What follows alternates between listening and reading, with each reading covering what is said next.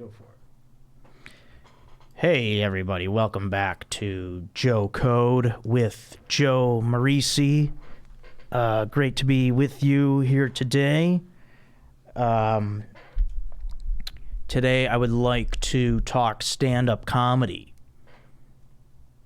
Aaron, you know that I do comedy, right? Yeah, I haven't seen you do it yet. Oh, that's cool.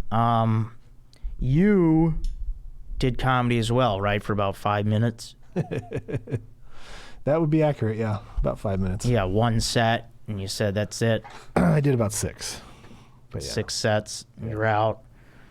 Yeah, so I work at the Commie Store, which is great. People ask me when I'm performing there, so guys like me, employees of the club, we always will open the shows. So we'll do 5 minutes at the front, and they call it a cold open, 5 minutes up top.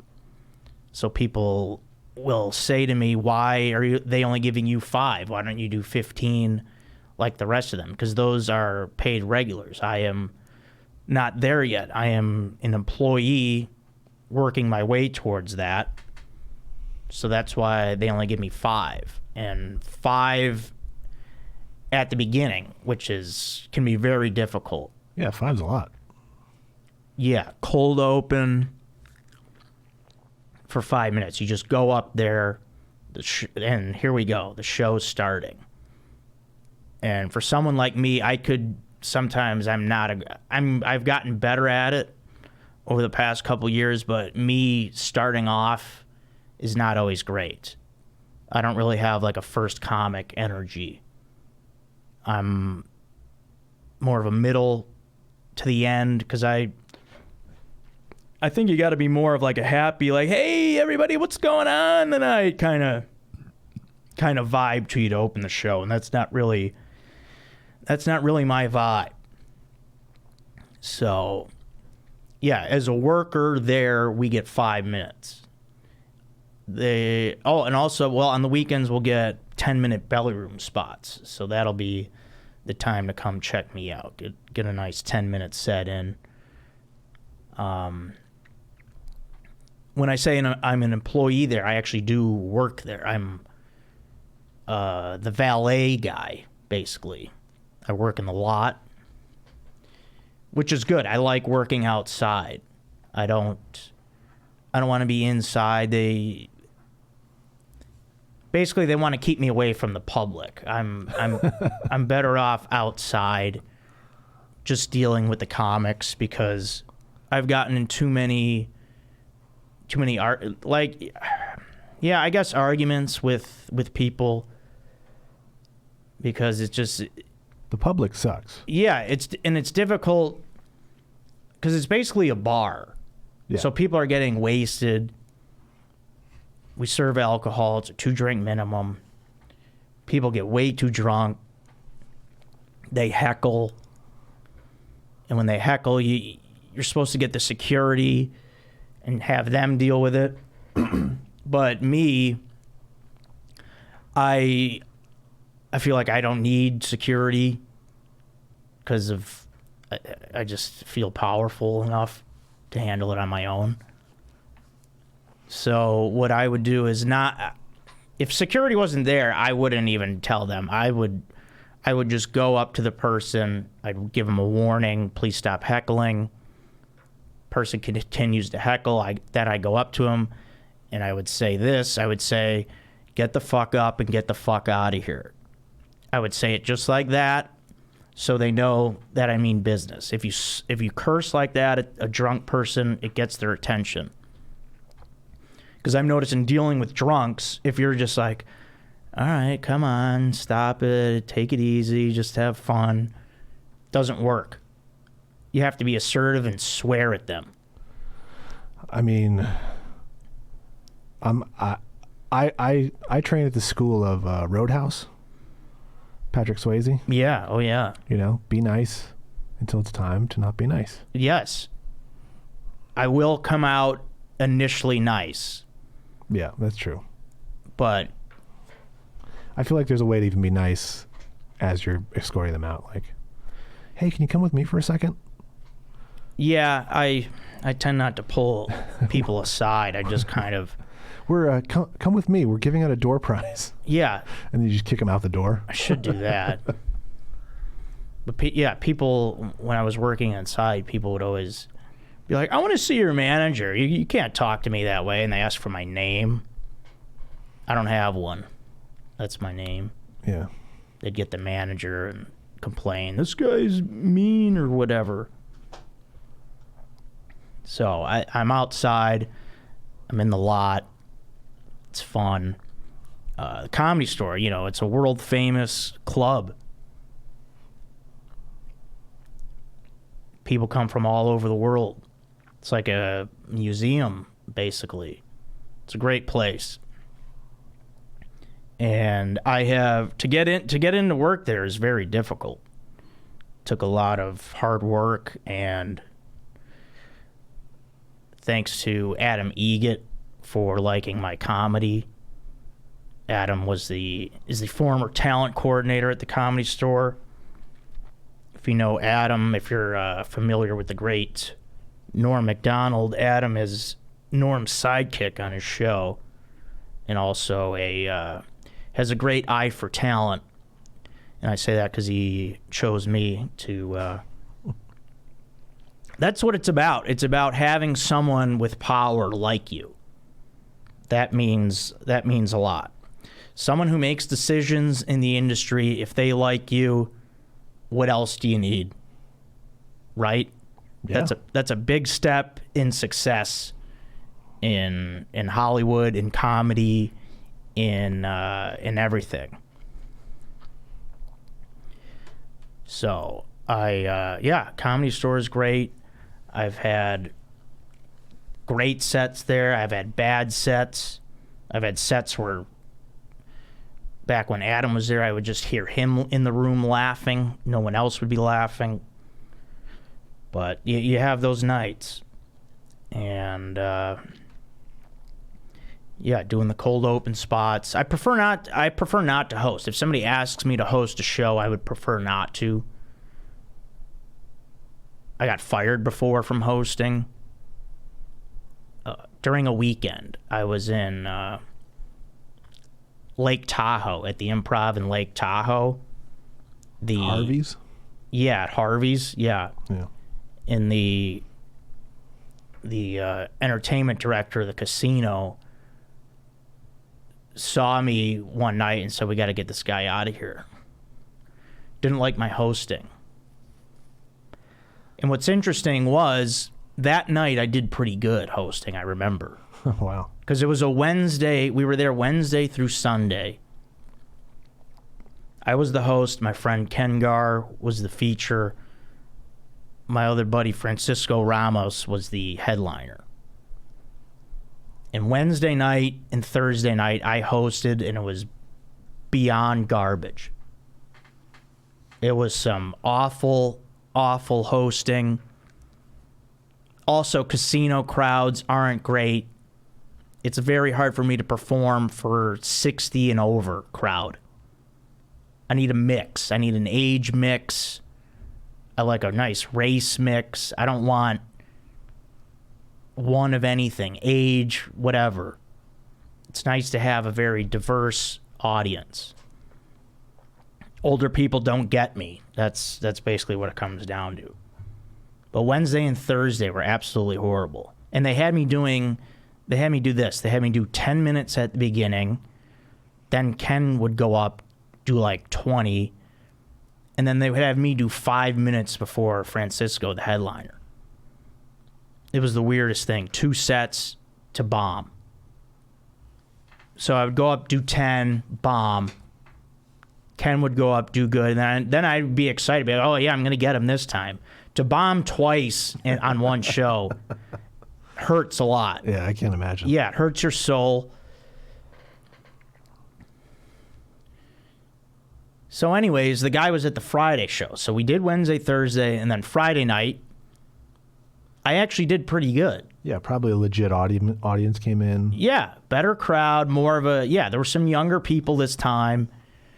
I did pretty well. I remember getting laughs that night. And then I remember Saturday finding out that, you know what, Ken's going to host the rest of the weekend. We're just going to give you like 5 to 7 minutes after Ken. So Ken got to host and feature. Basically, he did like 25 at the beginning, 25 minutes. I did like 5 to 7. They just basically told me the casino director saw you last night and he just doesn't like you. At least they kept you there, though. Yeah. I mean, I came with Ken to Tahoe. What was I going to take the bus home to L.A.? I mean, I was here for the weekend. But that was the most disappointing thing about it, was that I did pretty good on that show. Yeah. I was like, why wasn't this asshole here Wednesday or Thursday when I really ate shit? That would have been the night to tell me, go home, sir. I probably would have walked home one of those nights. You want to see someone bomb? Come on a Wednesday. Yeah. Man, I bomb with grace, too, if I bomb. I love just the dead silence. I don't get heckled. It's just no reaction, just lifeless. Yeah. And you got to sit in that. I bombed one of my 6 sets. Yeah, it's awful. It was, it was real painful. And I listened back. It wasn't bad. It's just, as a room full of comics. Yeah, that's hard. And none of them were aware of this current event that just happened, which I was talking about. Oh, that's tough. But I could have set it up better. It's still on me. Yeah. But yeah, comedy is mostly fun. Most of the shows do go well, but I tend to remember some of the worst moments more than the good times. Kind of like gambling. Like when I used to do a lot of sports gambling, the losses would hurt way more than when you win, how good the winning feels. Yeah. Like I remember last year, right before COVID, I did the Irvine Improv with Bobby Lee, and nice. I hosted again for him. He's like, "You want to host?" I was like, "Yeah, whatever. If you think I can." So, but that was actually a great weekend. 4 out of the 5 shows we did, fantastic. Oh, nice. The one show was just dreadful, though. Friday night late show. I'll Friday never late forget. show, yeah, that's the one. I mean, it's actually Bobby's fault, though. I'm blaming Bobby for that. Because we had gone to dinner, because there were 2 shows Friday night. So after the first show, we went to dinner, and Bobby was wrong about the time of the second show. It was a half hour earlier than what he thought. Oh, shit. So one of the workers at the Irvine Improv came and got us while we were sitting down at dinner. It was like, what are you guys doing? The show starts at 5 minutes. So, like, I just come from the restaurant next door to the club, have to go straight on stage. So it's basically like a nightmare, like where you just appear somewhere. That was like how that was, because I went straight from the restaurant to straight on stage, 500 people. I mean, at least you had material. The nightmare I always have is that you can't remember anything. Well, I mean, it still was a nightmare because I did bad, and then because I just wasn't ready. It's Bobby's fault. It threw me up on stage. I mean, you could, in hindsight, it's like you could talk about that in your set and be like, this is what happened. Maybe I did. I don't even remember. I think I tried to say something and they just weren't having it, and then I pretended like I was from Orange County, and that didn't go over. I mean, I kind of am, actually. My parents did live in Mission Viejo for 2 weeks when I was 1 year old. That's true. So I'm technically from Orange County. My dad took a job in downtown L.A. I was 1. My brother was 3. My parents drove out here from Chicago. 2 weeks later, my dad said, forget it. We're going back. Well, yeah, that's quite a drive.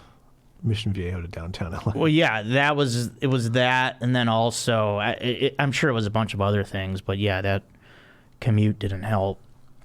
So, but yeah, I remember after that show too, then I went to the Yard House and started drinking beers, and then people are like telling me, good job, just leave me alone, let me drink my Let me drink my Yard House beers. Love a good Yard House. They got about 75,000 beers. It's a good place. Don't get the seafood there though. Yeah, I wouldn't. My wife made that mistake. I mean, what are you getting there? Calamari, shrimp? No, I think she got salmon or something, and she was sick yeah, the whole that's next come day. on. Yeah. The Yard House, you're getting salmon. Yeah, no way. Big mistake. But yeah, comedy is mostly great. It's been a fun ride, and the ride never stops. It's an ongoing work in progress.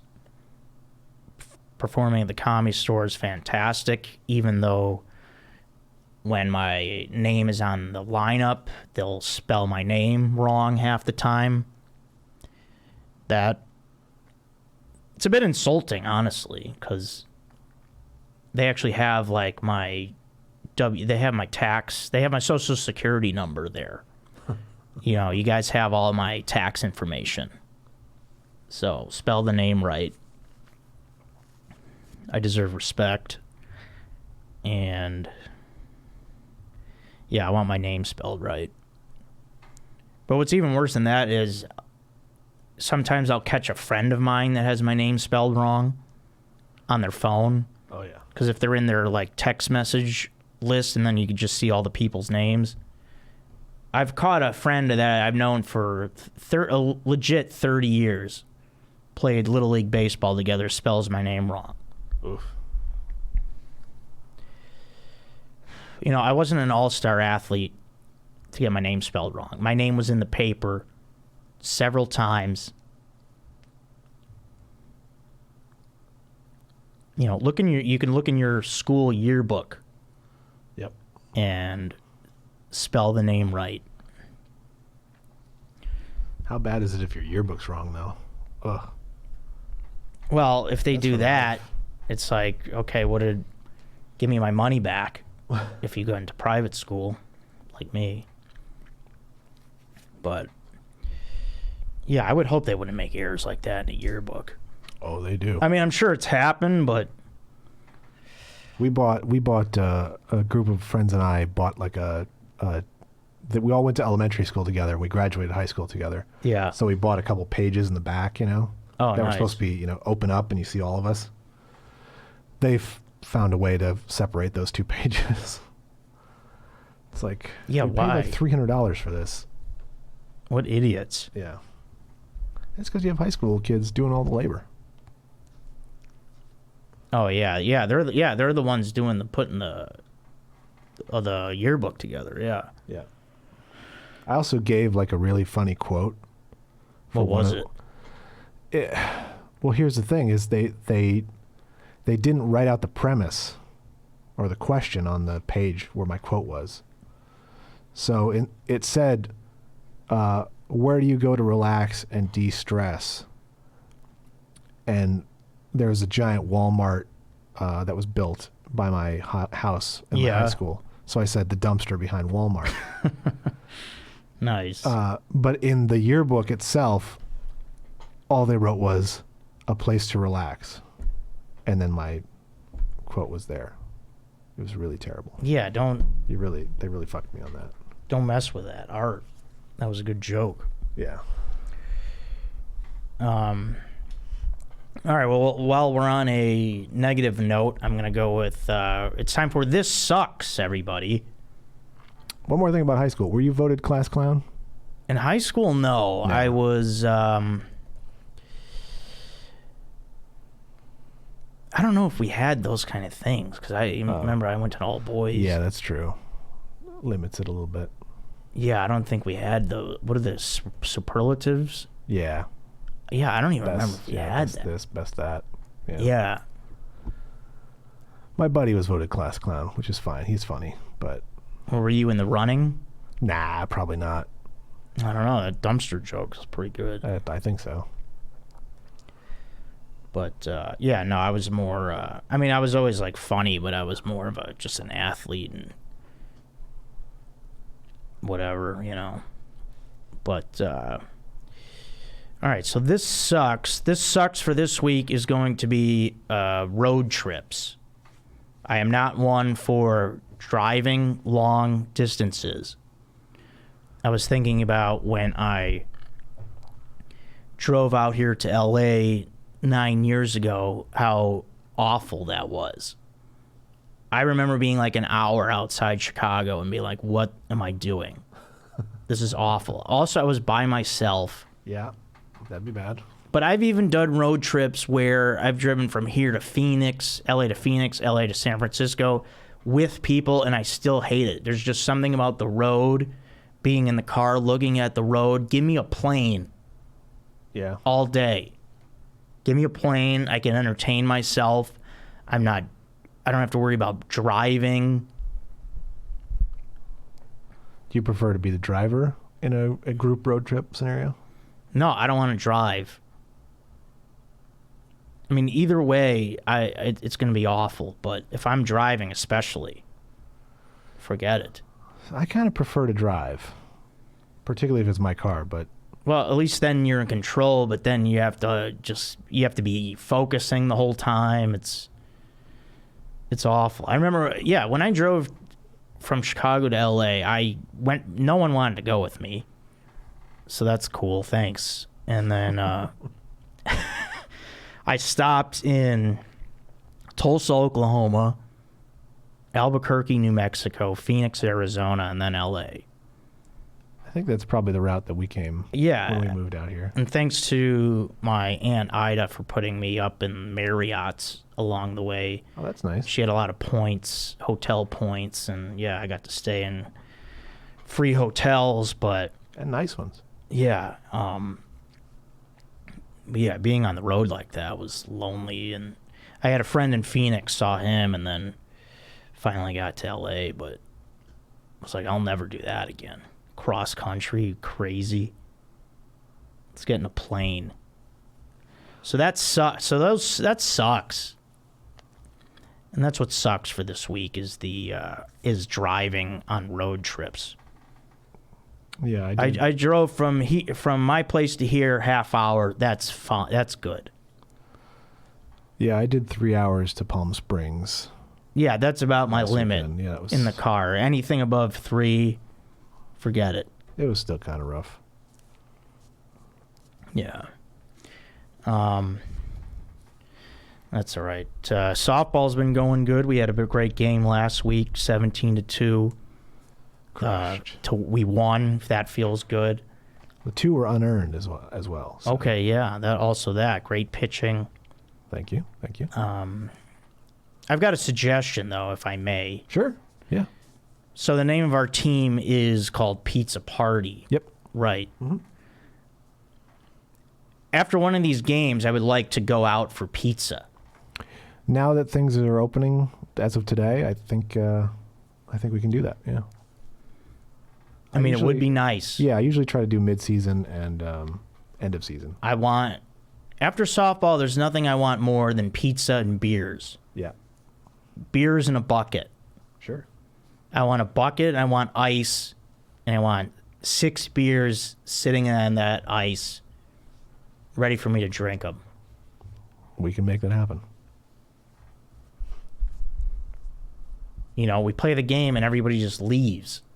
Yeah. We just disperse. I definitely want some more camaraderie. Generally, we do have more, but because of COVID and the restrictions and all this stuff, we're supposed to disperse. I mean, some people don't even say good game after the game. People just take off. Well, that's odd.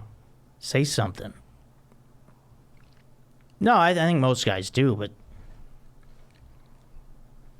no one's even suggested going anywhere after the game yet.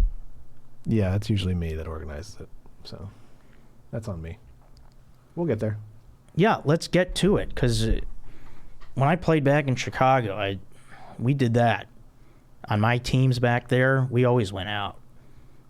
I'll shout out my teams back in Chicago, the softball teams, Fun Bags, the Lightweights, the One-Eyed Willies. Those were good squads. Always went out, beer, wings, pizza.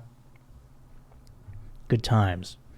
And even out here in LA, the Slayers, the Hacks. The Hacks is the jersey I wear. Yeah. For our team because we don't have jerseys. But yeah, let's go out. Sure.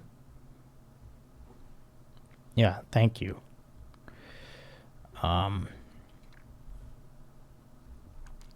Just to talk about comedy again, so my first ever set was 2008 in Chicago. And when I started comedy, I was basically an Artie Lang lookalike.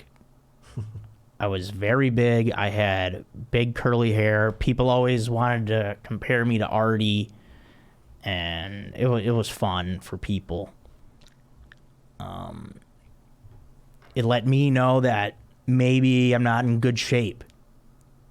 Maybe it's time to watch it. So that was 2008. It's now 2021.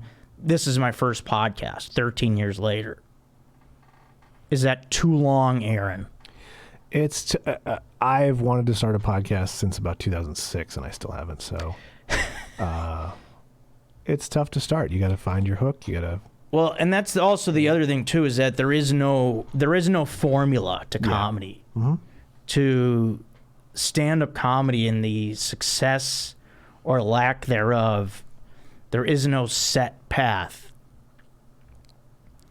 Yeah, I mean, I could have started a podcast along the way in those past 13 years, but this was the right time and the right opportunity and all that stuff, and it just felt right. I didn't want to do a podcast in my bedroom.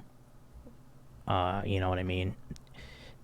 Well, that wouldn't be a good podcast, me in my bedroom, but I wanted to do it at a studio like this.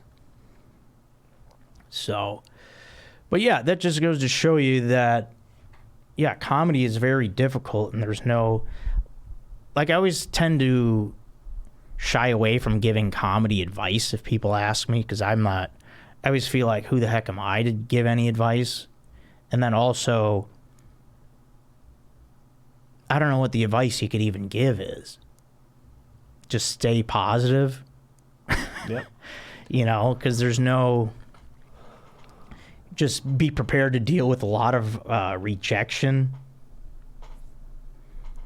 And let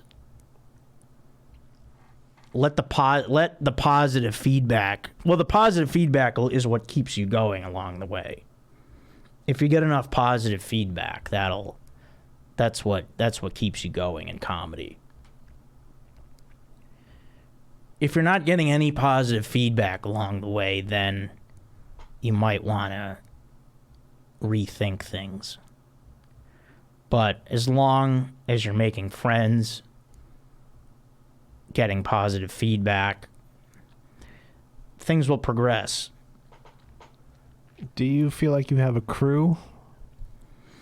Because I feel like that's important too, especially if you're not from here. Yeah, that's important. Yeah, I definitely, like, especially when I first got out here, there were guys that I would roll around to the open mics.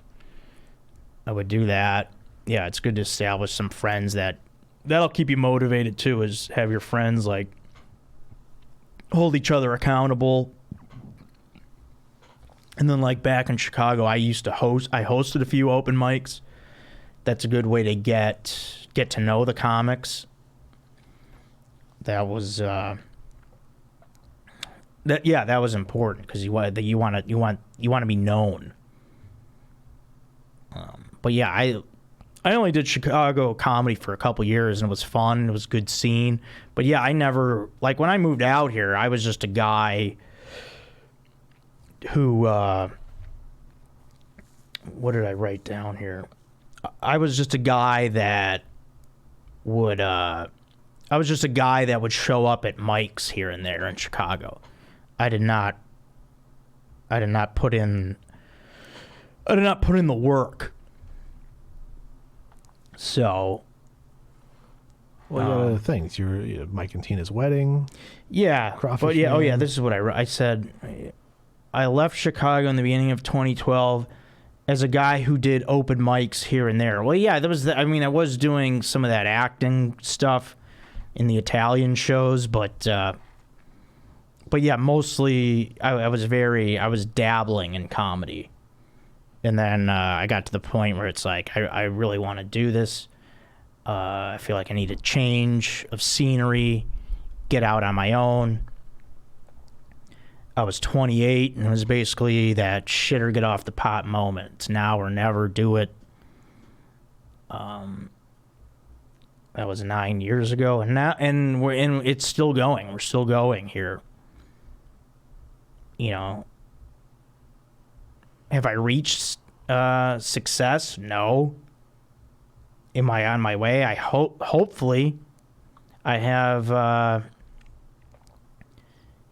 got 2 roommates, so as long as you have roommates, you that I guess that's the definition of how successful you are.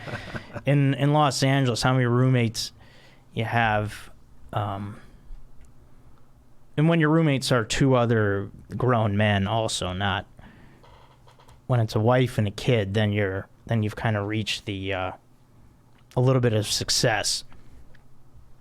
So. Yeah. So now let's, please don't forget to, I don't want to forget to mention, please email the podcast.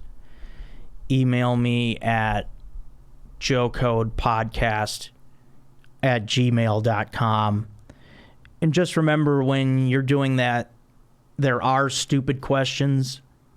So watch what you ask. Ask whatever you want, but just know that if I deem it stupid, I will not read it on air. So that's important to note. And let's see. I think we want to end with. I believe I went through everything here. Yeah, I just want to say, let's end with a this is great. Our this is great of the week. Now, this is, Aaron, you may be interested in this, because this involves pizza. Ooh. That's not an insult or anything. I'm just... No. No, I mean, who doesn't love pizza? It's because you named a team pizza party, so I figure you like pizza, at least a little bit. Just a hair. So, shout out to my brother Lou. Every time I order a pizza now, I tell the place, easy cheese, extra sauce. Huh. It is fantastic. Interesting. Because I feel like this works with any thin crust pizza. Yeah, I could see that. Because I've noticed over the years, my brother helped me with this, so many places put too much cheese and not enough sauce. Like, if you really think about where you've gotten pizza over the years, that's typically what happens. Let's flip it and reverse it. Yeah. I want more sauce. I want less cheese. Okay. Easy cheese, extra sauce. It's fantastic. Try it. Let's get it trending. And thank me later. Yeah. So you tell them, you call in, you say, easy cheese, extra sauce. It's that simple. They get it. And, and we'll end there. Cool. It's an exciting way to end. Talking pizza. Easy cheese, extra sauce. Easy cheese, extra sauce all day. You're welcome. Thank you, everybody, for listening to Joe Code. We'll see you next time. I'm Joe Marrese. Thanks.